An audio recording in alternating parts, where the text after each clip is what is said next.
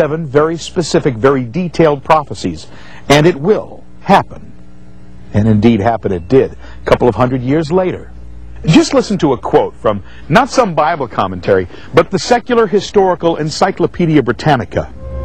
Alexander III, in his wars on the Persians after defeating Darius III at the Battle of Issus in 333 BC, marched southwest towards Egypt, calling up the Phoenician cities to open their gates. The citizens of Tyre refused to do so, and Alexander laid siege to the city. Possessing no fleet, he demolished old Tyre, the mainland, and with the debris built a moat 200 feet wide across the straits, separating the old and new towns, erecting towers and war engines at the far end. Now at the port, Tyre's navy was giving a good fight and preventing Alexander the Great from finishing them off. So what did he do? Exactly what God said he would do in the first prophecy in verse 3. He allies with many other nations who have navies and comes against Tyre. Now listen to what secular historian Philip Myers has to say about what happens next. And keep in mind, if you would, that this man is not a biblical commentator, not a theologian, just a historian recording the facts in a historical textbook. Alexander the Great reduced Tyre to ruins in 332 BC. She recovered a measure from this blow, but never regained her place she had previously held in the world. The large part of the site of the once great city is now as bare as the top of a rock, a place where the fishermen still spread their nets to dry, which were the precise words used by God in the book of Isaiah to describe the events in the first place. And to top it all off, remember, prophecy number 7, God said, I will bring you to a horrible end, and you will be no more. You will be sought, but you will never again be found. Do you want to disprove the authenticity of the Bible? Find the remains of Tyre. Good luck. They don't exist. Archaeologists have searched for years and found nothing. And the Bible frequently makes that same kind of challenge to any skeptic. City after city that's been destroyed in the Bible, and God consistently makes the same remarkable claim that they will never be rebuilt, ever. And every time that kind of statement is made about each city, from that point forward in history up to and including today, those areas lie barren. Each one stands as an unarguable testimony against the skeptics. No one has ever rebuilt those cities because God said no one ever will rebuild them.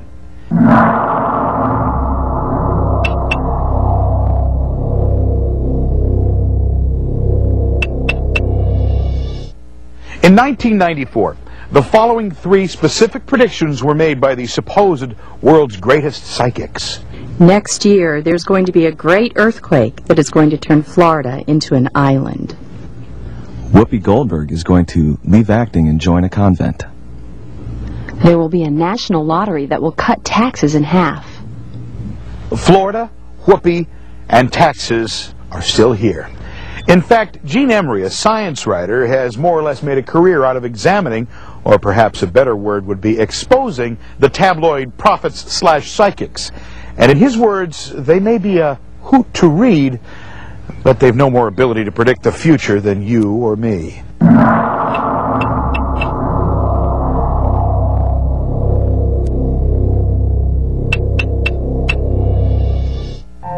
How was the universe created? Is there really a God? Can man become God? For thousands of years, man has pondered countless questions about his origin, looking to the stars and planets for answers. Out of the science of astronomy grew the controversial practice of astrology. Taurus, financial success is yours. Consider investing your money now. Be cautious in traveling. Make sure that your life insurance policy is up to date. Many astrologers feel up to 80% of our destiny is determined by the planets under which we were born. Author and researcher John Weldon says he believes the acceptance and influence of astrology in everyday society is perhaps beyond what most of us would believe. Approximately 30 to 40 million Americans believe in astrology to some extent. It's used by Fortune 500 companies. It's increasingly used by what we might term New Age psychologists. It is taught in some universities. It has, of course, influenced even the White House, and more people, seeing this kind of credibility, are turning to astrology. For 16 years, Karen Winterburn was a believer in astrology, and for most of that period made her livelihood advising people according to the astrological charts. I thought this was something that was putting me in touch with God, who I perceived at the time to be an impersonal, cosmic source of energy. The more serious danger is that as you become more and more involved, you become more and more hooked and interested in what is this power that is making this work in my life and the lives of my clients. And then you begin to seek the power behind astrology. And for me, that led into becoming a channeler. You may go to a channeler, but somehow you are seeking the spiritistic power source behind astrology. Karen says it was obvious to her the charts were not giving her the answers to the questions she and her clients were seeking. And that is not unusual. An extensive 5-year study of thousands of predictions showed those considered the best in the astrological field were, at best, only 10% accurate. Astrology is condemned in the Bible because it is a form of divination, which Deuteronomy 18 condemns and says is an abomination to God. At the first, it starts out seeming so good. It seems that all this is from God. It seems that this is the truth.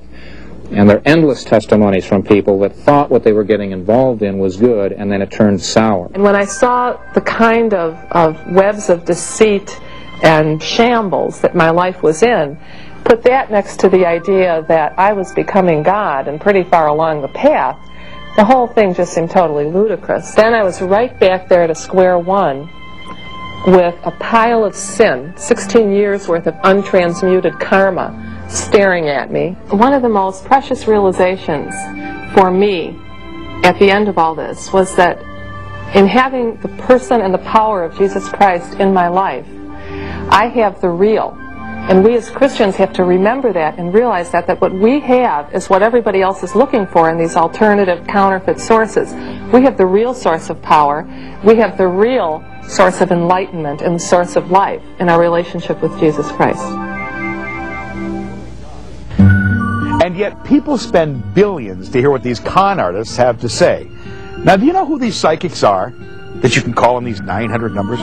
They're people hired off the street. So today they're world-class psychics, but yesterday they were sales clerks or teachers or unemployed drifters for that matter. Typically they're given a couple of hours of what's called cold reading training, which basically teaches them enough to pick up on some hints that you might give. And then they're thrown to the phones as experts with just enough so-called ability to convince somebody who wants to be convinced that they can predict their future.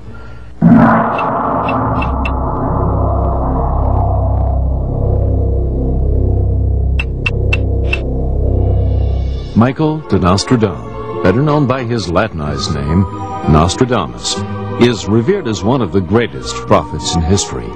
Many say he had the rare ability to predict future events. But where did he get these premonitions? And just how accurate were they? Nostradamus is a household name. Hollywood made a motion picture on his life. Thousands of books have been written about his incredible predictions. Tabloids quote him.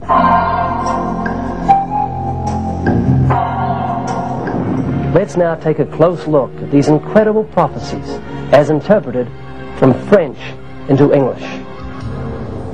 The invention of the radio and the light bulb. When the animal is tamed by man after great efforts and difficulty begins to speak, the lightning so harmful to the rod will be taken from the earth and suspended in the air. The animal in this quatrain is the radio, and the lightning is the light bulb. America actually named in prophecy. The rule is left to two. They will hold it for a very short time. After 3 years and 7 months, they will go to war. Their vessels rebel against them, the victor born on American soil. The fact that Nostradamus actually named America in prophecy loses its mystique somewhat when one understands the prophecy was published in 1568, and America was discovered back in 1492. 76 years earlier. In fact, this 15th century globe of the known world proves that America existed at least 50 years before the prophecy was published. The naming of Napoleon. I'm going to